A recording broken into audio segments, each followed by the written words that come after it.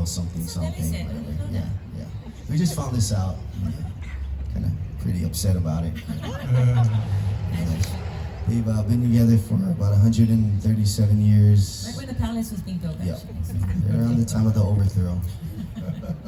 And they put out an album every year as well. And so this is one of our favorite songs that Lehua wrote some years ago. I'm not going to tell you what year, but yeah, it just has such a sweet sentiment, especially on a beautiful Sunday like this. And the cool story is that both Kawika and I played with Leo. Kawika played with them before I did. And only 100 years ago. Only 100 years ago. We timed out. Yeah. And he was actually the original guitar player on the recording of this song. And so, yeah, we're just so happy to have him on this.